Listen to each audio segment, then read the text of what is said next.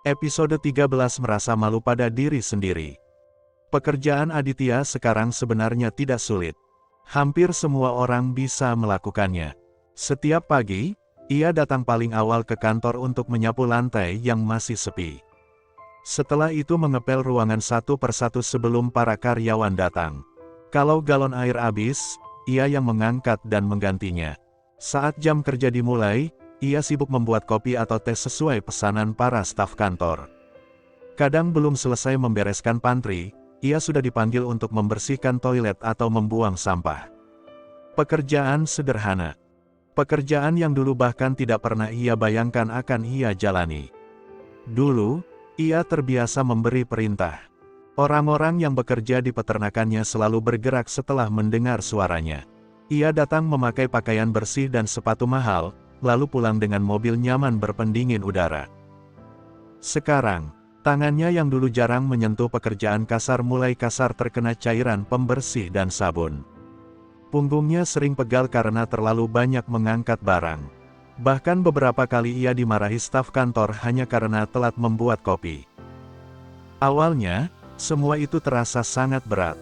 Bukan karena lelah fisiknya, tetapi karena harga dirinya seperti diinjak sedikit demi sedikit. Ia masih ingat hari pertamanya bekerja. Saat seorang karyawan perempuan meletakkan gelas kopi di mejanya tanpa menoleh sedikit pun sambil berkata, "Mas, tolong dicuci." Kalimat sederhana, tetapi entah kenapa saat itu dada Aditya terasa panas. Dulu orang-orang memanggilnya, Pak Adit, dengan penuh hormat. Sekarang ia dipanggil sambil lalu, bahkan kadang tidak dianggap ada.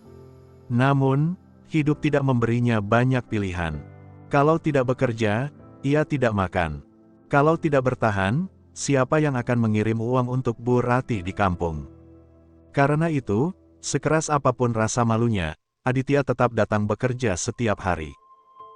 Pagi itu, setelah mengunci pintu kontrakan kecilnya, Aditya berjalan menuju halte.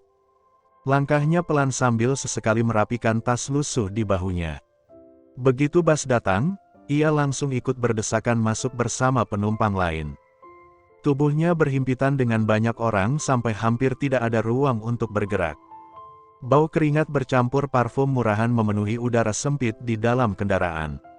Seorang bapak di sampingnya sibuk mengipas wajah dengan map plastik.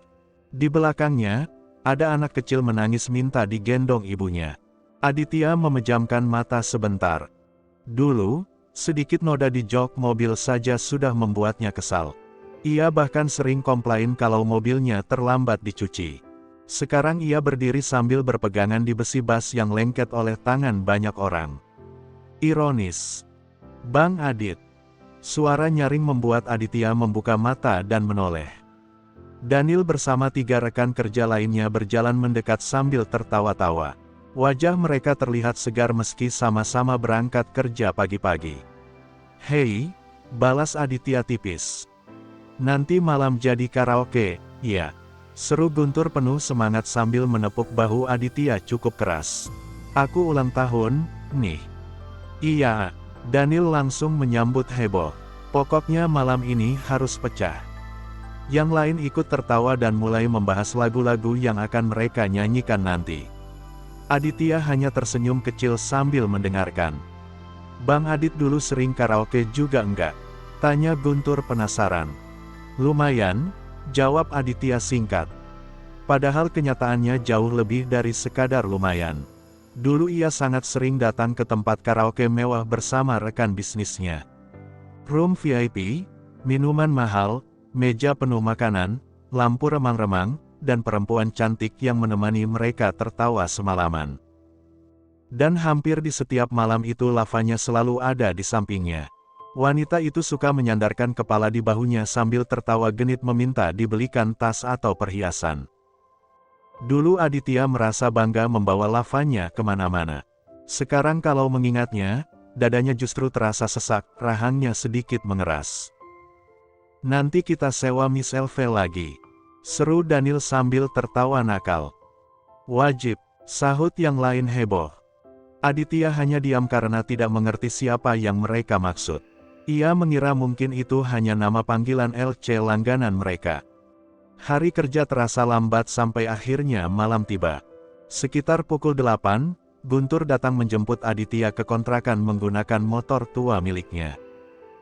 Begitu Aditya keluar dari pintu kontrakan dengan kemeja hitam sederhana dan celana jeans, Guntur langsung bersiul kagum. "Wah, Bang, keren banget." Aditya hanya tersenyum tipis. Biasa aja.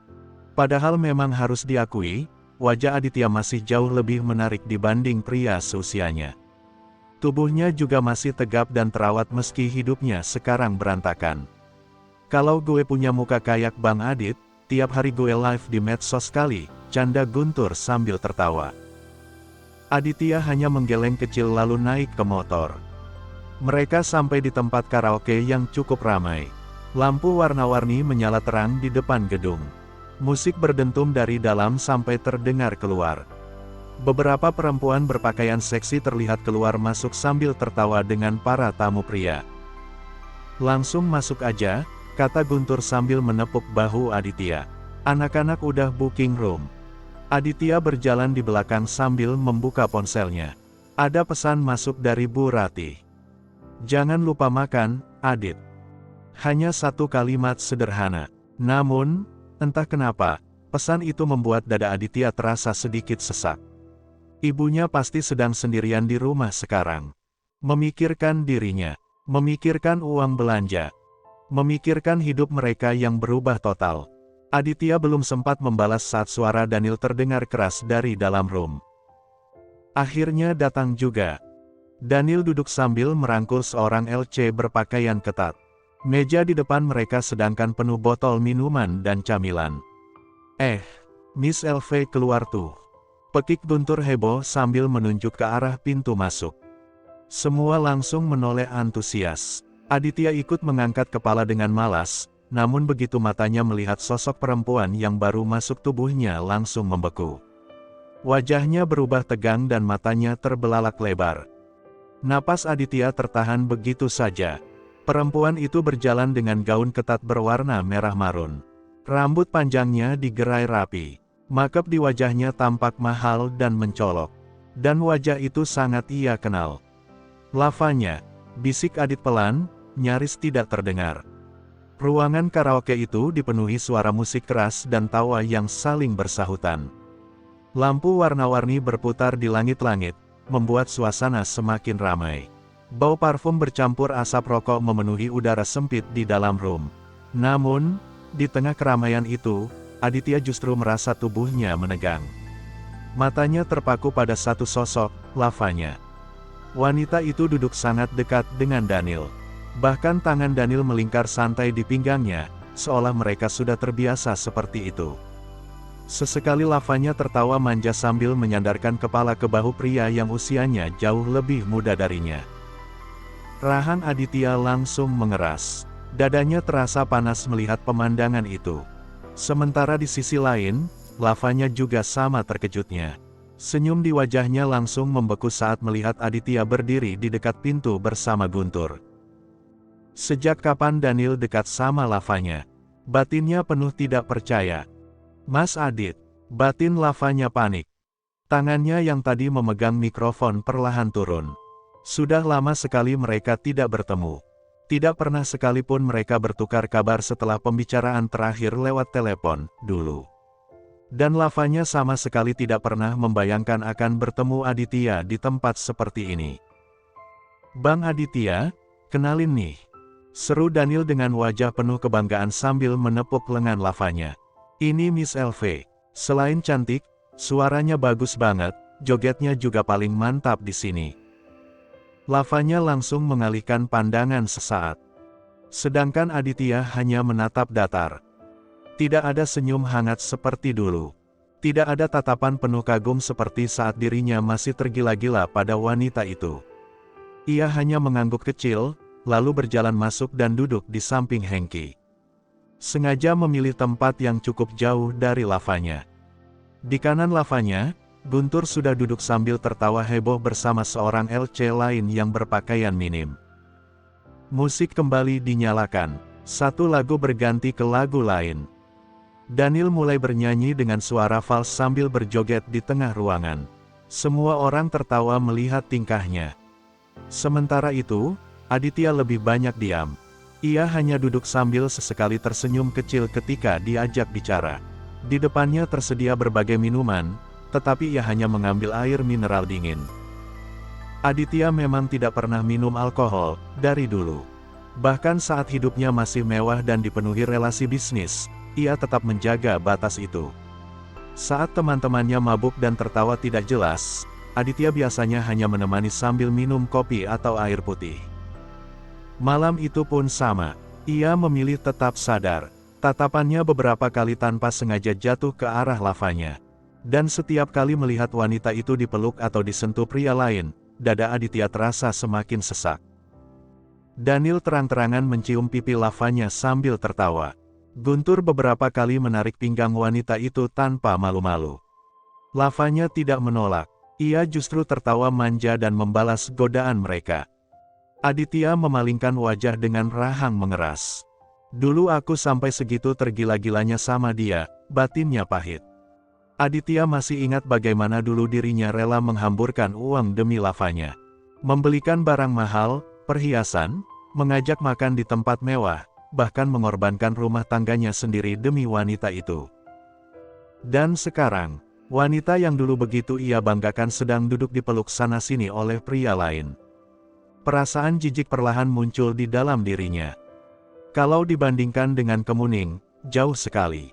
Kemuning memang sederhana, tidak suka pakaian terbuka dan tidak pandai menggoda pria. Namun, wanita itu punya harga diri dan punya ketulusan. Semakin malam berlalu, semakin jelas Aditya menyadari satu hal, ia benar-benar pernah menyia-nyiakan perempuan yang baik. Cari tempat lanjutannya aja, seru Hengki sambil tertawa keras. Gas motel, sambung Guntur heboh. Sorakan langsung memenuhi ruangan. Beberapa LC ikut tertawa sambil mulai berdiri. Lavanya yang duduk di samping Guntur bahkan sudah bergelantungan di lengan pria itu sambil tertawa kecil. Aditya langsung berdiri dari duduknya. Aku pulang duluan, ya, katanya tenang. Daniel langsung menoleh. Wajahnya memerah karena terlalu banyak minum. Hah, Bang, baru juga mau lanjut. Perutku sakit, jawab Aditya singkat. Padahal alasan sebenarnya jauh lebih sederhana. Ia tahu apa yang akan mereka lakukan setelah ini. Seburuk apapun dirinya dulu, Aditya tetap punya batas yang tidak pernah ia lewati. Ia tidak pernah mau tidur dengan perempuan bayaran yang pernah dipakai banyak laki-laki. Daniel tertawa sambil menunjuk Aditya. Bang, hidup jangan serius-serius amat. Sekali-kali kamu harus menikmati hidup. Aditya malah tersenyum kecil. Iya, ia mengambil tasnya pelan. Makanya aku pilih pulang tidur. Itu salah satu cara menikmati hidup. Mereka semua tertawa mendengar jawaban itu. Namun, di tengah keramaian tersebut, lavanya diam-diam terus memerhatikan Aditya. Tatapan wanita itu berubah aneh. Ada rasa malu dan rasa canggung. Ada sesuatu yang terasa menusuk saat melihat Aditya pergi tanpa memedulikannya sedikit pun. Padahal dulu, pria itu selalu menaruh perhatian penuh kepadanya. Selalu mengejar dan selalu memanjakan. Namun, sekarang Aditya bahkan tidak menatapnya lebih lama dari beberapa detik. Perasaan tidak nyaman mulai mengganggu dada lavanya. Sementara itu, Aditya keluar dari tempat karaoke dan langsung memesan ojek online. Sepanjang perjalanan menuju kontrakan, ia lebih banyak diam. Lampu-lampu kota lewat begitu saja di depan matanya. Namun, pikirannya justru dipenuhi wajah Kemuning. Wanita itu tidak pernah berpakaian seksi dan tidak pandai merayu. Tidak pernah membuat dirinya mabuk kepayang seperti lavanya dulu. Akan tetapi sekarang, justru wajah Kemuning yang terus muncul di kepalanya. Dan untuk pertama kalinya, Aditya benar-benar merasa malu pada dirinya sendiri. Bersambung.